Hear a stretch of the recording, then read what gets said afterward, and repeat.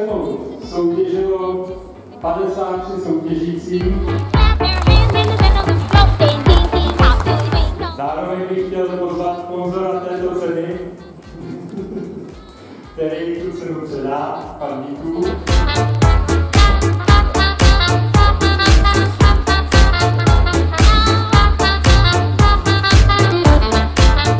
Výherce třetí ceny pana Zdíka z Humboru.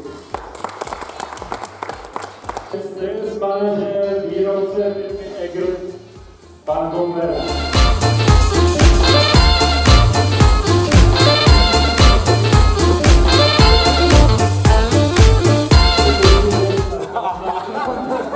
No tak to jsem ještě neviděl, klíčky ke kolu.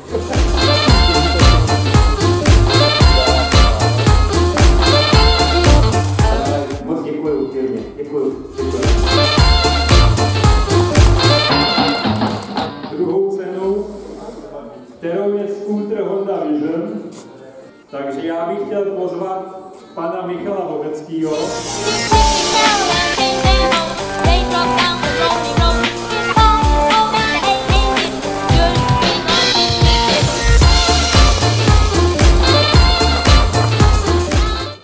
Každopádně musím poděkovat zákazníků.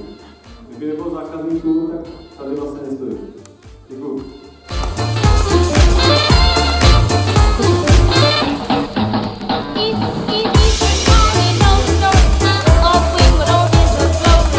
Tomu nejlepšímu, a to v první ceně, o Škodu Octavii nám do poslední chvíle stále soutěžilo 32 soutěžících.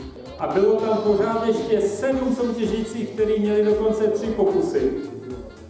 Ale všechny je převálcovala paní Prusíková, kterou bych rád tady pozval ke mně.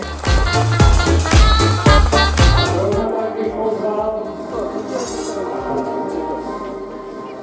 mého kolegu spolumajitele, který s radostí tuto cenu předá. No a nyní požádám i ostatní zástupce firmy Prusíkových, aby přišli se tady zdokumentovat.